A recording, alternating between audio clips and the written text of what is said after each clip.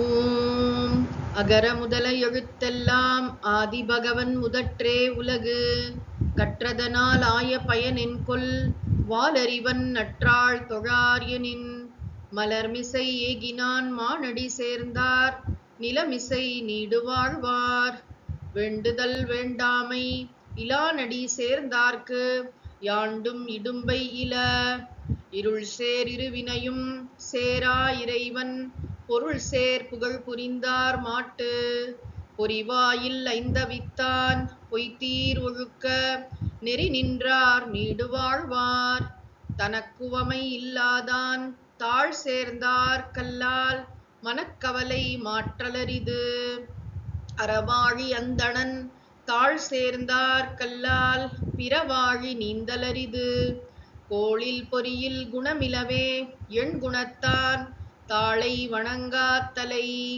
பிறவிப் பெரும் கடல் நீந்துவர் நீந்தார் இறைவனடி சேராதார். ஓம் உலக முதல்வனை வாலறிவனை மலர்மிசை ஏகியவன் தன்னை வேண்டுதல் வேண்டாமை இல்லாத இறைவனை பொறிவாயில் ஐந்தவித்தான் தன்னை தனக்குவமை இல்லாத அறவாழி அந்தணனை எண்குண இறைவனை போற்றி அமைதியான ஆனந்த ஆன்ம வித்தை அருளும் ஓங்கார குருநாதர் மலர்பாதம் தலைமேற்கொள்வாம். ஓம். அனைவருக்கும் வணக்கம். திருக்குறளில் பொருட்பாலில் கொடுங்கோன்மை என்ற அதிகாரத்தை பார்க்க தொடங்குகிறோம். இதற்கு முன்னால் செங்கோன்மை என்ற அதிகாரத்தில் திருவள்ளுவர் ஓர் அரசன் அல்லது தலைவன் எப்படி நடுநிலை தவறாது நேர்மையுடன் மக்களுடைய பிரச்சனைகளை நன்றாக புரிந்து கொண்டு நீதி வழங்க வேண்டும், எப்படி அரசாட்சி செய்ய வேண்டும், மக்களை குடிகளை எப்படி பாதுகாக்க வேண்டும் என்ற அற்புதமான கருத்துக்களை எல்லாம் அருளி செய்தார். இந்த அதிகாரத்துல நெகட்டிவா சொல்றார். இதன் மூலம் எதெல்லாம் நம்ம செய்யக்கூடாது, எந்த விஷயத்தெல்லாம் நம்ம அலட்சியமாக இருக்கக்கூடாது என்பது நமக்கு விளங்கும். முற்காலங்கள்ல அரசனுக்காக சொல்லப்பட்டது, தலைவனுக்காக சொல்லப்பட்டது என்றாலும் இப்பொழுது மக்கள் ஆட்சி நடப்பதால் நாம் ஒவ்வொருவருமே ஏதோ ஒரு விதத்தில் தலைமை பொறுப்பில் இருப்பதால் குடும்பத்திலேயோ நம்முடைய அலுவலகத்திலேயோ எங்கேயோ முக்கியமான பொறுப்புகளில் நாம் இருக்கிறோம். அந்த பொறுப்புகள்ல நம்ம கீழே சில பேர் இருப்பாங்க. ஒண்ணும் வேண்டாம், ஒரு வீட்டிலேயே 4 குழந்தைங்க இருக்காங்க, 2 குழந்தைங்க இருக்கும்பொழுது ஒரு குழந்தைக்கு ரூல்ஸே கிடையாது, இன்னொரு குழந்தைக்கு எல்லா ரூல்ஸும் உண்டு. இப்படி இருக்கா இல்லையா? மருமகளுக்கு ஒரு ரூலு, நாத்தனாருக்கு ரூலு, ஒவ்வொருத்தருக்கும் ஒரு மாதிரி மாறி மாறி நம்ம ஒரு இன்ட்ராக்ட் பண்றோம். பொதுவா சில விஷயங்களை கொடுக்கறதுலாம் முன்ன பின்ன இருக்கும். அதை பற்றி நான் பேசல, முறையை பற்றி பேசல. ஆனா ஒரு தவறு நடந்து விட்டது, ஒரு பிரச்சனை, அதை அப்ரோச் பண்ணும் பொழுது இவங்க நம்ம சேர்ந்தவங்கன்னா ஒரு மாதிரி ரியாக்ஷனும், நம்ம சேராதவங்கன்னா வேற மாதிரி ரியாக்ஷனும் வரதெல்லாம் நம்ம பாக்குறோம். இந்த மாதிரி இடத்துல கூட நம்ம மனசு நடுநிலைமையோடு இருக்கா, மற்றவர்களோடு இருக்கிற இன்டராக்ஷன் எப்படி இருக்கு, மற்றவர்களோடு தொடர்பு படுத்தி பார்க்கும் பொழுது நம்ம இமோஷனலா உடனே நமக்கு வேணுங்கிறவங்க என்ன செஞ்சாலும் அதை டிஃபெண்ட் பண்ண நம்ம ட்ரை பண்றோமா, இல்லாட்டி உண்மையிலேயே அங்க நம்மை சேர்ந்தவர்கள் கூட ஏதாவது தப்பு பண்ணியிருந்தா அதை தட்டி கேட்க தயங்காமல் இருக்கிறோமா? இதெல்லாம் நம்ம கிட்டே நம்ம கேட்டுக்கொள்ள வேண்டிய கேள்விகள். ரொம்ப முக்கியமா பார்த்தோம், இதெல்லாம் நீதி சார்ந்த விஷயங்கள். அந்த காலத்துல அரசர்களே நீதி வழங்குபவர்களாகவும் இருந்தார்கள். இன்னைக்கு சட்டத்துறை தனியாக நீதித்துறை இருக்கிறது.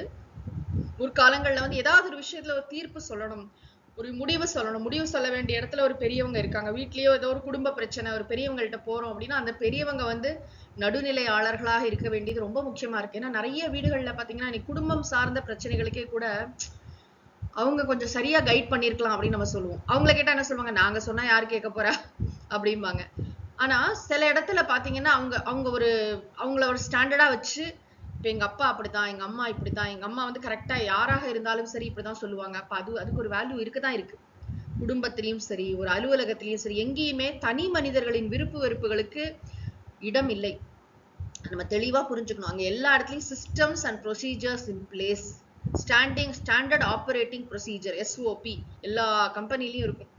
அந்த மாதிரி நடைமுறையில என்ன, அந்த சட்டம் மாறக்கூடாது, ஆளுக்காள் மாறக்கூடாது. இப்ப இவங்களுக்குன்னா இந்த சட்டம், அவங்களுக்கு அப்படி மாறும்போதுதான் பிரச்சனை வரும். எல்லாருக்கும் ஒரே மாதிரி நம்ம ட்ரீட் பண்ணிட்டோம்னா பிரச்சனையே வராது. அப்படியே அதை தாண்டி சிக்கல்கள் பிரச்சனைகள் எழும்பொழுது கூட நியாயம் யார் பக்கம் இருக்குன்னு சீர்தூக்கி பார்த்து நீதி வழங்க வேண்டியது மிக முக்கியம். செங்கோன்மைக்கு ஆப்போசிட் தான் கொடுங்கோன்மை. கொடுங்கோன்மையான குரூயல் லீடர்ஷிப், புரிந்து கொள்ளாத அல்லது புரிந்து கொள்ள மறுக்கின்ற, நீதி வழங்காத, நீதி தவறுகின்ற, உரிய நேரத்தில் நடவடிக்கை எடுக்காத, மக்களுடைய பிரச்சனைகளை புரிந்து கொள்ளாத ஒரு அரசன் கொடுங்கோல் அரசன். நிறைய பார்த்திருப்போம், சரித்திரங்கள்லாம் படிச்சிருப்போம். ஒரு கொடுங்கோல் அரசன் இருந்தான், அவனால மக்கள்லாம் ரொம்ப கஷ்டப்பட்டாங்க. ஒரு நல்ல அரசன் இருந்தான், நீதி வழங்கினா, மக்கள்லாம் சந்தோஷப்பட்டு நிம்மதியாக அவனுடைய ஆட்சி காலத்துல வாழ்ந்தார்கள்னு பார்த்தோம். இப்ப இந்த கொடுங்கோன்மை இதை பத்தி ஏன் சொல்லணும், கான்ட்ராஸ்ட் பண்ணி காட்டணும்னா, இதன் மூலமாகவும் திருவள்ளுவர் நாம் கடைபிடிக்க வேண்டிய, ரொம்ப முக்கியமாக தவிர்க்க வேண்டிய விஷயங்களை சொல்ல போகிறார். இந்த லீடர்ஷிப்ல எதெல்லாம் நம்ம செய்யணும், எதெல்லாம் நம்ம செய்யாம இருக்கணும், டூஸ் அண்ட் டோன்ட்ஸ் இருக்கு இல்லையா, இதெல்லாம் தவிர்க்க வேண்டியது. சில இடத்துல நம்ம அலட்சியமா இருக்கக்கூடாது, அது கவனிக்கணும்னா உடனே கவனிக்கணும் அப்படிங்கிற விஷயம்லாம் ரொம்ப அழகா கிரைசிஸ் மேனேஜ்மெண்ட் சொல்றோம் இல்லையா, ஒரு நெருக்கடி நேரத்துல ஆறப்படக்கூடாது. இப்போ முக்கியமா ஒரு கலெக்டர் முடிவு எடுக்கணும், சாயந்தரத்துக்குள்ள முடிவு எடுக்கணும், நான் 2 மாசம் கழிச்சு சொல்றேன் பாட ஃபைல மூடக்கூடாது. ரொம்ப பர்னிங் ப்ராப்ளம், நம்ம சாதாரணமாலாம் கூட ரொம்ப முக்கியமான அர்ஜென்ட் விஷயம், இம்பார்ட்டன்ட் விஷயம்லாம் சொல்றோம் இல்லையா, அந்த மாதிரி எதை முன்னாடி செய்யணும், எதை அப்புறம் செய்யணும், எதற்கு முக்கியத்துவம். அப்புறம் இன்னைக்கு பாத்தீங்கன்னா நிறைய பொறுப்புல இருக்கக்கூடிய அதிகாரிகளுக்கு ரொம்ப கடுமையான பிரஷர் பாவம், அரசியல்வாதிகள்டேந்து ரொம்ப, அது எந்த அரசு வந்தாலும் சரி, இந்த காவல்துறையினரும் அரசு அதிகாரிகளும் அதுலயும் எத்தனையோ பேர் நேர்மையா செயல்படணும்னு நினைச்சா கூட அவர்களுக்கு இருக்கக்கூடிய அந்த ஒரு பிரஷர் இருக்கு இல்லையா, அது கடவுள் தான் அவங்க வேலை செய்யறாங்க. யார் யாரோ அவங்கள தொந்தரவு பண்ணிட்டே இருப்பாங்க, கடமையை செய்ய விடாமல் பலவிதமான அச்சுறுத்தல்கள் நேரடியாகவும் மறைமுகமா கொண்டே இருக்கும். அவங்க கரெக்டா இருந்தா பிரச்சனை இல்லை, அவங்க பாட்டுக்கு எதையோ பண்ணிட்டு போயிடுவாங்க. ஆனா நேர்மையாக இருக்க வேண்டும் என்று நினைக்கின்ற ஒரு அதிகாரி அல்லது ஒரு காவல்துறை நண்பர் இருக்காருன்னு வச்சுக்கோங்களேன், அவ்வளவு கஷ்டம் அவங்களுக்கு, ஈஸி கிடையாது. இன்னி உலகத்துல Thirukkural more and more relevant. இது காலத்தை கடந்த, எல்லா காலத்திற்கும் பயன்படுகின்ற ஒரு சாஸ்திரம். தேர்தல் நேரம் எந்த நேரமா இருந்தாலும் சரி, நாம் இதை படித்து கண்மூடித்தனமாக எதிலும் ஈடுபடாமல், மக்கள் மீது உண்மை, அரசியல்வாதிகள் கூட திருக்குறள் படித்தார்கள் என்றால் நன்றாக தெரிந்து கொள்வார்களே. நம்ம என்னமோ வாக்குறுதிகள்லாம் அள்ளி வீசுறோமே, நடைமுறைக்கும் அதுக்கும் எவ்வளவு வேறுபாடு இருக்கு. அப்ப மக்களை ஏமாளிகள்னு நினைக்கிறோமா, நம்ம தனிப்பட்ட அஜெண்டா இல்லாமதான் அரசியல் துறைக்கு வந்திருக்கோமா, எத்தனையோ கேள்விகள் இருக்கு. அப்போ நாம பிரார்த்தனை செய்து கொள்வோம். இந்த 150வது வகுப்பு, இன்றைய திருக்குறள் வகுப்பு, திருவள்ளுவரிடமும் பூஜ்ய ஸ்ரீ சுவாமிஜி அவர்களிடமும் நாம் பிரார்த்தனை செய்து கொள்வோம். நம்ம நாட்டுல வருங்காலத்தில் அரசியல் தலைவர்கள் திருக்குறளை நன்கு கற்று அறிந்தவர்களாக, திருக்குறள் படி வாழ்பவர்களாக, திருக்குறளை சொல்லி பதவி பிரமாணம் செய்து கொள்பவர்களாக, செங்கோன்மை மிக்கவர்களாக விளங்க வேண்டும் அப்படின்னு நம்ம பிரார்த்தனை செய்வோம். பிரார்த்தனை பலிக்காம போகாது. நல்ல எண்ணங்கள், சுவாமி விவேகானந்தர் சொல்வார், நல்ல எண்ணங்கள் மிகுந்த ஆற்றல் படைத்தவை, நிச்சயமாக அது ஒரு நாள் நிறைவேறியே தீரும். திருவள்ளுவரே சொல்வாரே, உள்ளுவதெல்லாம் உயர்வுள்ளல், மற்றது தள்ளினும் தள்ளாமை நீர்த்து. இந்த முகவுரையுடன் நமக்கு தெரியும் கொடுங்கோன்மைனா என்னன்னா, செங்கோன்மைக்கு ஆப்போசிட். கொடுமையான ஆட்சி, நீதி வழங்காத ஆட்சி, மக்களை துன்புறுத்துகின்ற ஆட்சி, அதை தவிர்க்கப்பட வேண்டும். எப்படி கல்வி சொல்லிட்டு உடனே கல்லாமை சொன்னார் இல்லையா, படிக்காம இருக்கக்கூடாது, படிச்சுதான் ஆகணும்னு கல்வியின் முக்கியத்துவத்தை தான் எதிர்மறையாக விளக்கினார். அது போன்று இங்கு செங்கோன்மையின் முக்கியத்துவத்தை தான் எதிர்மறையாக இதன் மூலம் நமக்கு விளக்குகிறார். முதல் குறள் படிக்கலாம். கொலை மேற்கொண்டாரிற் கொடிதே அலை மேற்கொண்டு அல்லவை செய்தொழுகும் வேந்து. கொலை மேற்கொண்டாரிற் கொடிதே அலை மேற்கொண்டு அல்லவை செய்தொழுகும் வேந்து. வேந்து அப்படின்னா வேந்தன், அரசன், தலைவன். எப்படிப்பட்ட தலைவன்? அலை மேற்கொண்டு. அலை மேற்கொண்டுனா மக்கள்கிட்டேந்து பொருளை கறப்பதற்காக அவங்களை அலைய வைக்கிறானோ. ஒரு நீதி வேணும் அப்படிங்கிற விஷயத்துல மக்களுக்கு ஒழுங்கா நீதி வழங்குறதுல அலைய வைக்கிறது. நம்ம பார்க்க கவர்மெண்ட் ஆபீஸ்க்கு போனா உடனே ஒரு காரியம் நடந்துருமா என்ன? நமக்கு போனேன் டக்குன்னு முடிச்சுட்டு வந்தேன் கிடையாது. அலையோ அலையன்னு அலையிறோம் இல்லையா, இங்கேருந்து அங்க போ, அங்கேருந்து இங்க வா. எதுக்காக நம்மளை அலைய வைக்கிறாங்கன்னே தெரியாம கடைசியில அது எதுக்காகங்கிறத புரிஞ்சு அது கொடுக்கணுமா வேண்டாமான்னு டைலமால இருந்து அப்படிலாம் இருக்கு இல்லையா.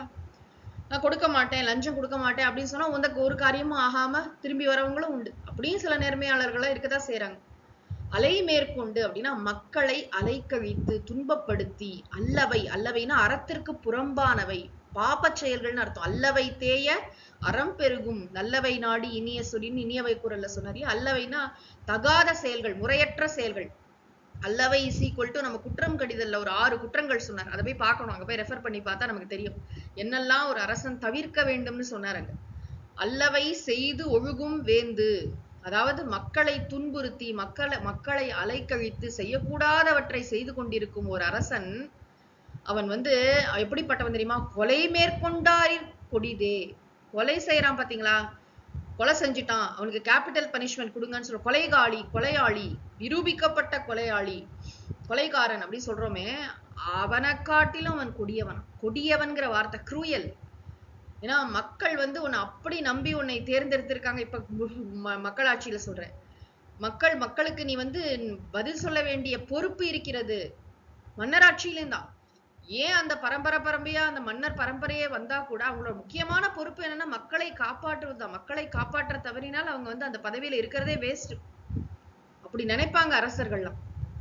ஆக அவன் வந்து கொலைகாரனை விட மிக கொடியவன். திருவள்ளுவருடைய வார்த்தை பாருங்க எவ்வளவு ஸ்ட்ராங்கா சொல்றாரு. சாதாரணமா வந்து அவன் ஒரு ரொம்ப மோசமானவன்ப்பா அப்படி சொல்லல.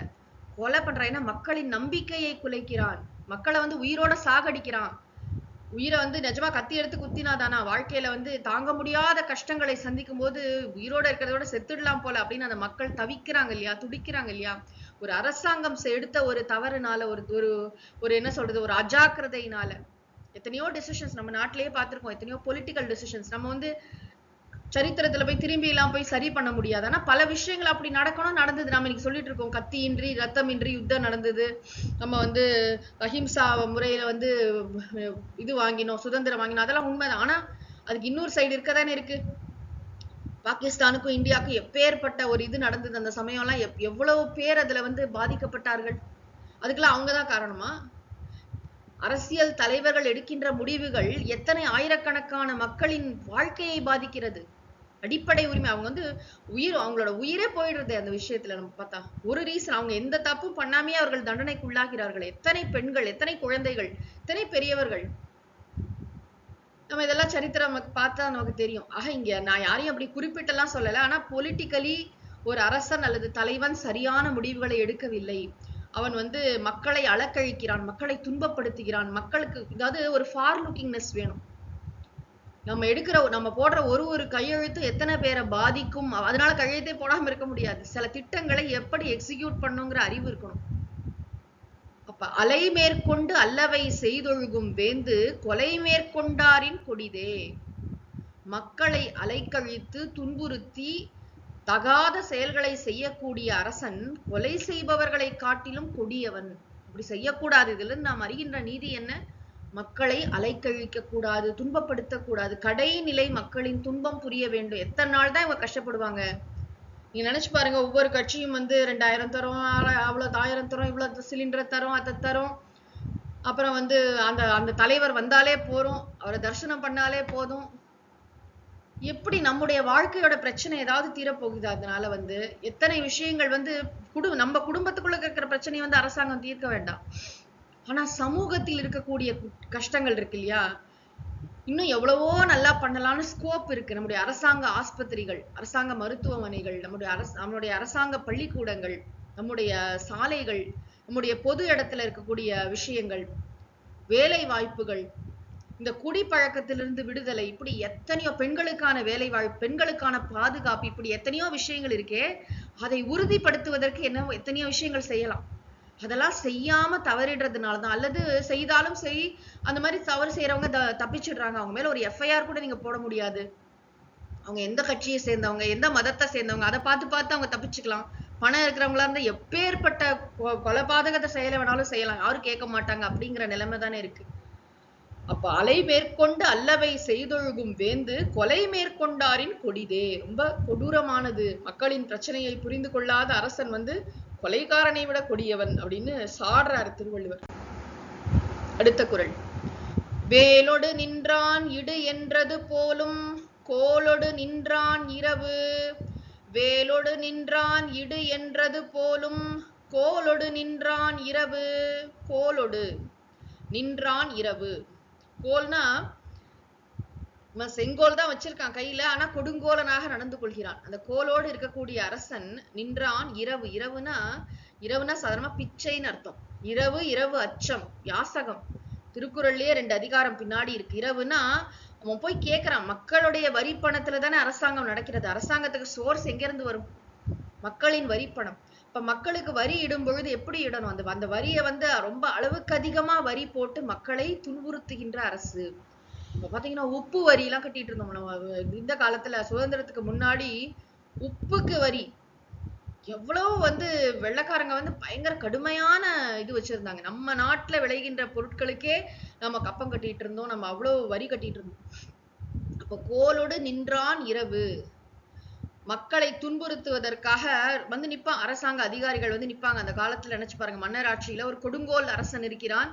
அவன் மக்களிடம் தயவு தாட்சண்யம் இல்லாமல் ஏழைகளிடம் எல்லாரிடமும் வரி வசூலிக்கிறான். கடுமையான வரி வசூலிக்கிறான். ரொம்ப அதிகமான வரி வசூலிக்கிறான்.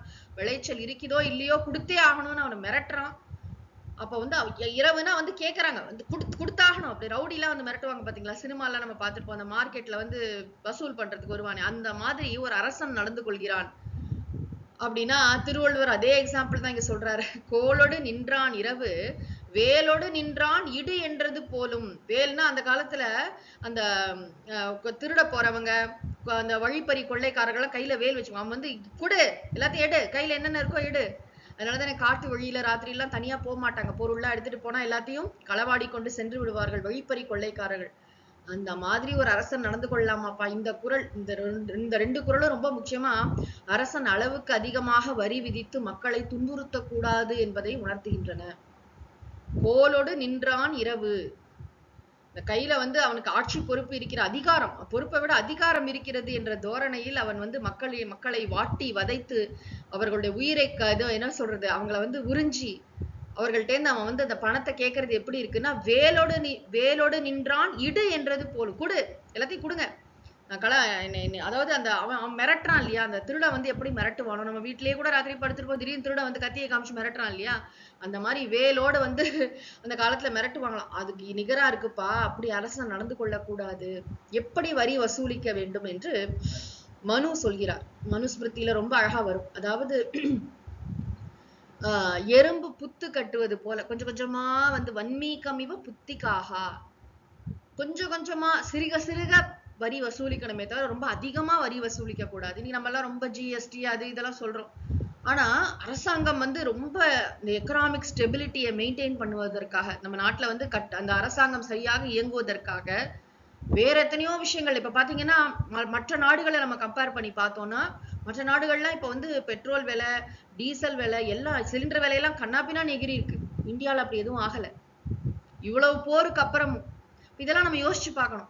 வரின்னு சும்மா, அதாவது வருமானம் கூடிக்கிட்டு இருக்கு. இப்ப 10 வருஷம் முன்னாடி இருந்த விட இப்ப வருமானம் கூடி இருக்கிறது, வாழ்க்கை தரம் கூடி இருக்கு. அதெல்லாம் யோசிக்கணும். உடனே இப்ப நினைச்சு பாருங்க, கான்ஸ்டன்டா தங்கம் விலை ஒண்ணுதான் ஏறுதே தவிர இந்த பெட்ரோல், டீசல், கேஸ் விலை ஏறி இருக்குன்னு சொல்றாங்க. கேஸ்னா அந்த இதுக்கெல்லாம் போடுற கேஸ், நம்ம ஆட்டோ காருக்கெல்லாம் போடுற கேஸ். ஆக இந்த மாதிரி பல விஷயங்களை கருத்தில் கொண்டுதான் மக்களை அளவுக்கு அதிகமாக வாட்டி வதைத்து துன்புறுத்தக்கூடாது. அதுக்கு மனசுல இருக்கணும். அது மத்திய அரசாங்கமோ மாநில அரசாங்கமோ யாரு வரி விதித்தாலும் சரி, அவர்களுக்கெல்லாம் மனசுல மக்கள் உழைத்து சம்பாதித்த பணம். இதை சூறையாடுவதற்கு இப்ப நினைச்சு பாருங்க, நம்மளுடைய அத்தனை அமைச்சர்கள் எல்லாருமே நிறைய பேரை பற்றி ஊழல் குற்றச்சாட்டுகள்லாம் வருது. இத்தனை 1000 கோடி அத்தனை அவங்க எல்லாம் உழைச்சு சம்பாதிச்ச காசு. அது யாருடைய காசு? யாருடைய பணம்? மக்களின் வரி பணம். அது உங்க பணம், என் பணம். நம்ம எல்லாம் ஒழுங்கா வரி கட்டுறோம். அந்த வரி தான் அரசாங்கத்துக்கு போகுது. அரசாங்கம் அந்த இதுதான் திட்டங்கள் தீட்டுவதற்காக நிதி ஒதுக்கப்படுகிறது. அந்த நிதி இந்த ஊழல் செய்கின்ற அமைச்சர்களுக்கு போகுது. அவங்க ரொம்ப ஆடம்பரமான வாழ்க்கை வாழ்கிறார்கள். எக்கச்சக்கமா அந்த சொத்தை வெளிநாடுகள்ல போய் முதலீடு பண்றாங்க, என்னென்னவோ பண்றாங்க. இதெல்லாம் நம்ம கேள்விப்படுறோம். அப்ப நம்ம இதெல்லாம் பத்தி யோசிச்சு, இதெல்லாம் ஒன்னோடு ஒண்ணு பின்னி பிணைந்தது. அரசன் அல்லது அரசாங்கம் மக்களை துன்புறுத்தி வரி வசூலிக்க கூடாது என்பதுதான் இதன் உள்ளார்ந்த பொருள். அடுத்த குறள். நாள்தொறும் நாடி முறை செய்யா மன்னவன் நாள்தொறும் நாடு கெடும். நாள்தொறும் நாடி முறை செய்யா மன்னவன் நாள்தொறும் நாடு கெடும். நாள்தொறும், நாள்தொறும்னா ஒவ்வொரு நாளும், ஒவ்வொரு நாளும் அப்பக்கப்ப, நாடினா ஆராய்ந்து, முறை செய்யா மன்னவன் அப்பப்ப ஆராய்ச்சி பண்ணி சரியான நடவடிக்கைகளை எடுக்காத ஒரு அரசன். சரியான நடவடிக்கை, என்ன ஆக்ஷன் எடுத்தீங்க? ஆக்ஷன் கிங்கா இருக்கணும். வெறும் வாய்ச்சொல் வீரர்களா இருக்கக்கூடாது அரசர்கள், தலைவர்கள். சும்மா வந்து எப்பயாவது ஒரு அறிக்கை விடுவேன், நான் அங்க வந்து பேசுவேங்க, அப்படி இல்லை. என்ன இந்த வித வந்து இதுக்கு என்ன சொல்யூஷன் கொடுத்தீங்க, இதுக்கு என்ன கடுமையான சட்டங்கள் இயற்றினீங்க, என்ன பண்ணீங்க, எப்படி என்ன தண்டனை கொடுத்தீங்க அதுக்கு அப்படிங்கிறது ரொம்ப முக்கியமான விஷயம். அது வந்து எப்ப பண்ணோம்னா, எப்பயாவது ஆடிக்கு ஒரு நாள், அமாவாசைக்கு ஒரு நாள் இல்ல. அந்த தலைவர் என்னைக்காவது ஒரு நாள் தான் வருவார் வெளியில, அப்படிலாம் கிடையாது. அப்பப்போ, நாள்தோறும், ஆல்வேஸ். அப்படி வந்து முறை செய்யாத அரசன் இருக்கிறானே, அவனுடைய நாடு நாள்தோறும் கெடும், சீக்கிரமாவே அழிஞ்சு போயிடும். அவனோட நாட்டு மக்கள் வந்து துன்புறுவார்கள், அந்த நாடே அழிஞ்சு போயிடும், அந்த நாட்டில் வளர்ச்சியே இருக்காது அப்படின்னு திருவள்ளுவர் சொல்கிறார். ராமாயணத்துல சூர்பனக போய் ராவணன் கிட்ட புலம்புவா. அதாவது இந்த கரண், தூஷணன் அவர்கள்லாம் ராமர் வந்து காட்டுல 14,000 ராட்சசர்களை வந்து ஜனஸ்தானத்துல ராமர் வந்து கொன்று விடுவார் இல்லையா? அரக்கர்களை சம்ஹாரம் செய்த பிறகு சூர்பனக மூக்கெல்லாம் வெட்டின பிறகு அவதானே போய் அழறா, ராவணன்ட்ட போய் அழும்போது அவ சொல்றா, நீ எல்லாம் என்ன அரசன், வந்து ஒரு அரசன்னா எப்படி இருக்கணும் தெரியுமா? கண்ணு மாதிரி எல்லா இடத்துலயும் வந்து ஸ்பை வச்சிருக்கணும், வந்து ஒற்றர்களை அனுப்பி, உன்னுடைய ஏரியா தான் அந்த ஜனஸ்தானம், நீ நியமிச்ச ஆள் தான், அவன் செத்து போனதே உனக்கு தெரியல, நீ எல்லாம் என்ன அரசன் அப்படின்னு கேக்குறாங்க. பாத்தீங்கன்னா அந்த நீதி எல்லாம் கரெக்டா, அதாவது ஒரு அரசன் எவ்வளவு விழிப்புணர்வுடன் இருக்க வேண்டும், எவ்வளவு கவனமாக இருக்க வேண்டும். அவன் வந்து சில விஷயத்த ஆற போட்டுட்டான், இல்ல கண்டுக்காம விட்டுட்டான், அப்புறம் சொல்றான், அதெல்லாம் கிடையாது. அப்பப்போ then and there immediate action, immediate action after proper analysis, நன்றாக ஆராய்ச்சி செய்து நாடி முறை செய்யா. நாள்தோறும் நாடிங்கிறது ரொம்ப முக்கியம். நாடினா அது வந்து உடனே வந்து இமிடியேட்டா ஆக்ஷன் வந்து எடுத்தேன் கவுத்தேன் அந்த மாதிரி எமோஷனல் அவுட்பர்ஸ்ட் இல்ல. நல்லா ஆராய்ச்சி பண்றதுக்கு டைம் எடுத்துக்கணும், ஆக்ஷன் எடுக்கணும். அப்புறம் அதை கன்சிஸ்டன்டா அதை தொடர்ச்சியா அதை வந்து ஃபாலோ அப் பண்ணணும், அப்டேட் பண்ணணும். இவ்வளவு முக்கியமான விஷயம் நம்ம வந்து அப்படியே விட்டுட்டோம்னு வச்சுக்கோங்களேன். அதனாலதான் நீங்க திருவள்ளுவர் சொல்கின்ற அந்த அரசர்கள், இன்னைக்கு நம்ம பாக்குற நம்ம பிரதமர்லாம் கூட பார்க்கும்போது எப்படி தெரிகிறதுனா, இவங்களுக்கெல்லாம் தனிப்பட்ட வாழ்க்கை என்றே ஒன்று இல்லாமல் எல்லா நேரமும் 24 மணி நேரமும் 24/7 365 நாட்களும் மக்கள் நலனை பற்றியே யோசித்துக் கொண்டிருப்பவர்களால் தான் நல்ல அரசாட்சி கொடுக்க முடியுங்கிறது தெரிகிறது. ஒரு பெரிய தியாகம். நம்ம வந்து தியாகம்னு துறவிகள்லாம் சொல்றோம், இது உயர்ந்த தியாகம். உங்களுக்கு ஃபேமிலி லைஃப்லயே ஒண்ணு இருக்க முடியாது. நம்ம கலைஞர்களை பொதுவா அப்படி சொல்றோம். சினிமா துறையில இருக்கிறவங்க எல்லாம் எல்லா நேரமும் ஷூட்டிங்ல இருக்காங்க, அவங்க எல்லாம் வந்து ஃபேமிலிக்காக டைம் ஸ்பெண்ட் பண்ண மாட்டாங்க. அது அவங்க சொந்தமா பணம் சம்பாதிக்கிறாங்க, புகழ் சம்பாதிக்கிறாங்க, அதனால அவங்களுக்கு நிறைய பெனிஃபிட். ஆனா ஒரு அரசியல் தலைவர் குடும்பம் எதுவும் இல்லை, அவருக்கு யாருமே இல்லை, குடும்பம் இருக்கோ இல்லையோ, ஆனா மக்கள் நலனிலே அவர் வந்து கண்ணும் கருத்துமாக இருக்கிறாங்கிறது எவ்வளவு பெரிய விஷயம். இந்த நேரத்துல அந்த பிரதமர் எல்லாம் நினைச்சுக்கணும், அது எவ்வளவு அவருடைய இதுல வந்து எவ்வளவு சிறப்பாக அந்த விஷயங்கள் நடக்கின்றன. அப்ப நாள்தோறும் நாடி முறை செய்யா மன்னவன், அவ்வப்பொழுது அதை ஆராய்ந்து அதற்கு வந்து சரியான நீதி வழங்காத, அப்பப்போ நாள்தோறும்னா ஒவ்வொரு நாளும் நடத்த, ஒவ்வொரு பிரச்சனைக்கும் ஒரு விஷயத்திற்கும் சரியான நீதி வழங்காத மன்னவன், அவனுடைய நாடு, மன்னவன் நாடு நாள்தோறும் கெடும். அது சீக்கிரமாவே அதே கதியில அது சீக்கிரமாக கெட்டு விடும், அழிந்து விடும். அவன் சரியா கவனிக்கலன்னு அர்த்தம். மக்களை சரியா கவனிக்கலன்னா மக்கள் வந்து அவன் மீது நம்பிக்கை இழந்து போவார்கள். நம்பிக்கை இழந்து போனா என்ன ஆகும்?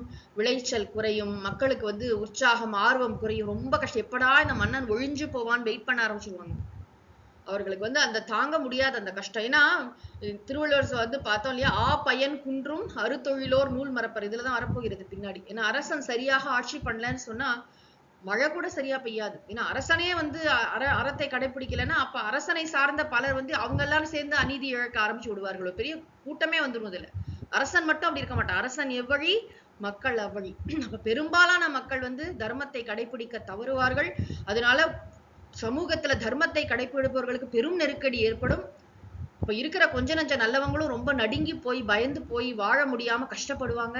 இதெல்லாம் நிதர்சனம். இது சரித்திரத்தில் நடந்தது, நடந்து கொண்டிருக்கிறது, எல்லாம் நம்ம பார்த்துட்டு தான் இருக்கோம். இது மாதிரி பலவிதமான இது வந்து எல்லா காலத்திலயும் நம்ம வந்து இது மாதிரி, அதாவது பேரு தான் வேற, முடியாட்சி அரசர் அப்படி சொல்றப்ப தவிர இன்னைக்கு வேற ஃபார்ம்ல இருக்கு. ஆனா இந்த கருத்துக்கள், இதுல இருந்து சொல்லப்படக்கூடிய விஷயங்கள் வந்து ரொம்ப ரொம்ப எல்லா காலத்துக்கும் புரியும். திரும்ப திரும்ப நம்ம அதை மனசுல வச்சுக்கணும். ஏன்னா இப்போ ஒரு ஆபீஸ்லயே இருக்குன்னு வச்சுக்கோங்களேன், ஒரு மேனேஜர் இருக்காருன்னா, ஒரு பிரச்சனை நடக்குதுன்னா அவர் சரியா ஒரு சொல்யூஷன் சொல்லலைன்னா அவ்வளவுதான், துளிர் விட்டு போயிடும் இல்லையா? ஒரு ஆக்ஷன் எடுக்கல, ஒருத்தர் தப்பு பண்ணிருக்காருன்னா அவர் அப்படியே கண்டு காணாத விட்டுட்டாருன்னு சொன்னா அப்ப என்ன ஆகும்? அந்த ஆளுக்கு வந்து ரொம்ப நம்மள ஒண்ணும் கண்டுக்க மாட்டாரு, அவர் ஒண்ணும் சொல்ல மாட்டாருன்னு மீண்டும் மீண்டும் குற்றங்களை செய்வான். அது மட்டும் இல்ல, அவன் குற்றம் தெரிந்தே செய்கிறான் என்பதை அறிகின்ற மற்றவர்களுக்கும் தவறு செய்வதற்கு பயம் இல்லாமல் போய்விடும். அவங்களையும் வந்து மறைமுகமாக தவறு செய்ய தூண்டுவதாகிவிடும். ஒரு பிரச்சனை, அதை இம்மீடியட்டா நம்ம அட்ரஸ் பண்ணல, அதுக்கு நீதி வழங்கல, ஒரு வார்னிங் கூட கொடுக்கல, ஒரு நோட்டீஸ் கூட கொடுக்கல அப்படின்னு சொன்னா அப்புறம் என்ன ஆபீஸ் அது? இந்த மாதிரி நடக்குதா இல்லையா? நிறைய இடத்துல பாத்தீங்கன்னா மேனேஜருக்கு தெரிஞ்சவங்களா இருந்தா கண்டும் காணாத விட்டுருவாங்க. இதெல்லாம் பெருசு பண்ண வேண்டாமாங்க. இது பள்ளிக்கூடமோ எந்த நிறுவனத்துக்கு வேணாலும் நம்ம இதை வந்து அப்ளை பண்ணி பார்க்கலாம். ஒரு தவறு நடந்தால் அதை சரியாக தட்டி அது அங்க வந்து தலைவர் அந்த தலைமை பொறுப்புல இருக்கிறவங்களுக்கு மனசுல வந்து அவ்வளவு துணிச்சலும் நடுநிலைமையும் இருக்க வேண்டும். அவ்வளவு அக்கறை இருக்க வேண்டும். நம்ம வந்து நம்மளோட நிறுவனத்துல இருக்கிறவங்க யாரும் கஷ்டப்படக்கூடாது. முக்கியமா வந்து இங்க நன்றாக திறமையாக நேர்மையாக செயலாற்றுபவர்கள் அச்சுறுத்தல் இல்லாமல் இருக்க வேண்டும். ரொம்ப முக்கியம் அது.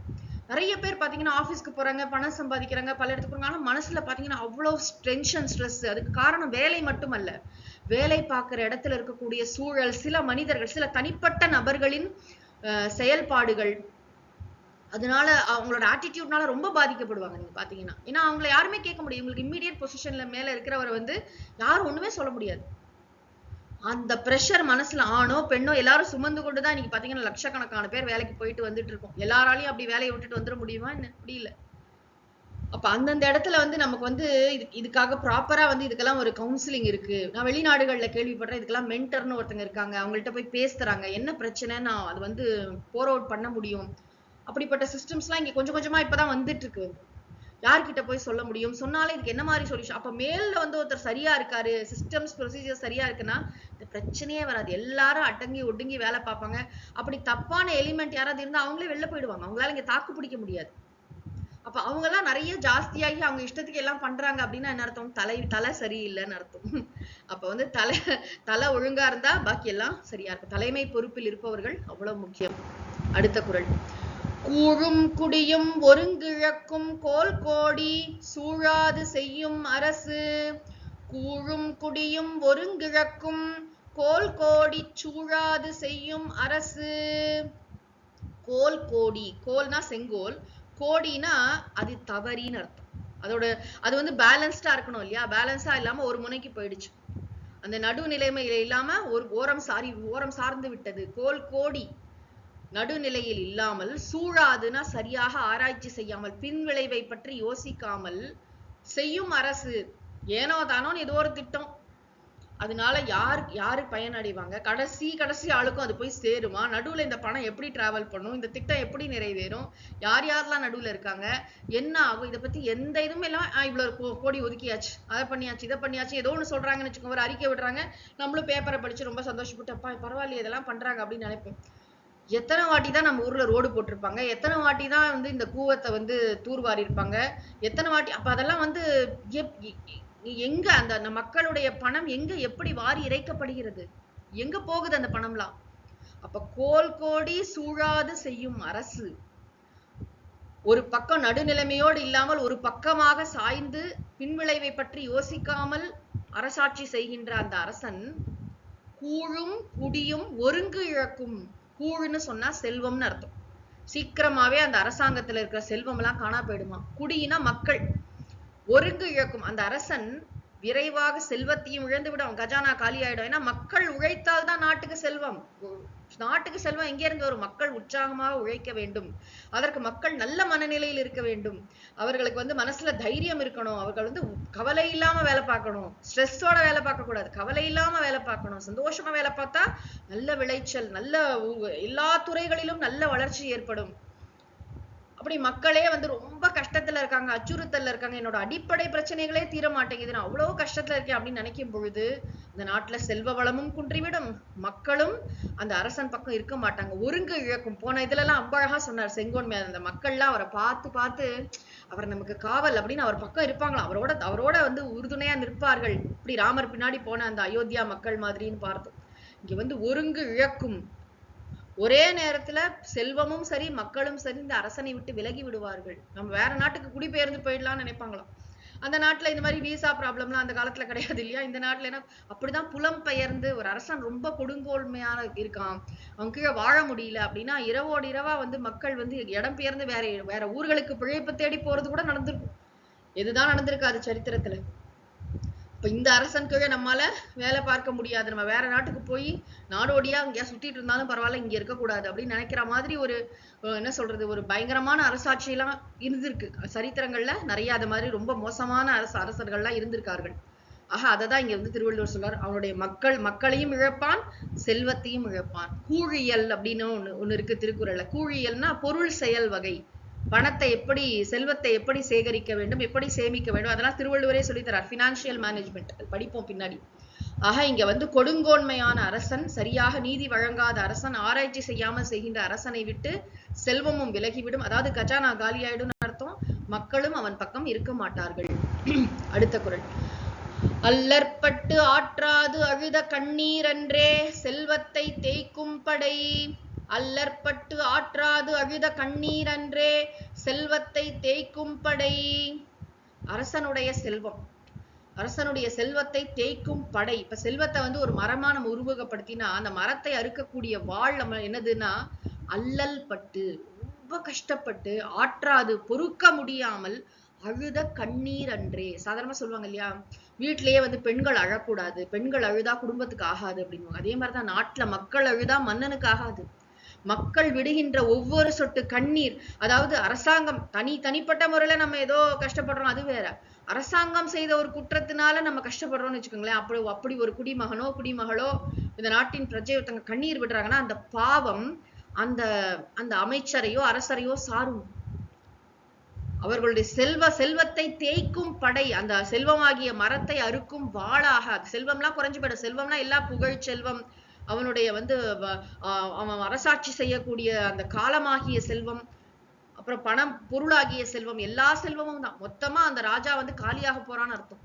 இந்த மக்கள் அழுகின்ற கண்ணீர் இருக்கு பாருங்க, அதுவும் உண்மையிலே வந்து அப்பாவி ஜனங்கள், எந்த குற்றமும் அறியாதவர்கள், எந்த இதுவுமே செய்யாத, எந்த தவறும் செய்யாதவர்கள் வந்து அரசாங்கம் செய்கின்ற ஏதோ ஒரு அரசாங்கம் செய்கின்ற தவறு கூட இல்ல, செய்த ஒரு தவறை, யாரோ செய்த ஒரு தவறை அரசாங்கம் தட்டி கேட்கவில்லை, நீதி வழங்கவில்லை, அரசாங்கம் சரியானபடி நடந்து கொள்ளவில்லை, அதனால நான் கஷ்டப்படுறேன் அப்படின்னு அழறாங்க பாத்தீங்களா. கண்ணீர் மாலையா கண்ணீர் விடுறாங்க பாத்தீங்களா. இந்த கேஸ்ல வந்து எங்களுக்கு இன்னும் நீதி கிடைக்கலன்னு போராடுறாங்க பாத்தீங்களா. அந்த கண்ணீர் அரசனின் செல்வத்தை அழிக்கும் படை அப்படிங்கிற திருவள்ளுவர். தொடர்ந்து உள்ள கருத்துக்களை நாம் அடுத்த வாரம் சிந்திப்போம். ஓதற்கு எளிதாய் உணர்தற்கு அரிதாகி வேதப் பொருளாய் மிக விளங்கி தீதற்றோர் உள்ளுதொரும் உள்ளம்புருக்குமே வள்ளுவர் வாய்மொழி மாண்பு மூர்த்தி எல்லாம் வாழி எங்கள் மோன குருவாழி அருள் வார்த்தை என்றும் வாழி அன்பர் வாழி பராபரமே. ஓம் சாந்தி சாந்தி சாந்திஹி. ஹரிஹி ஓம் தத்சத். திருவள்ளுவர் திருமலரடிகள் போற்றி போற்றி. சத்குருநாத மகாராஜ் கி ஜெய்.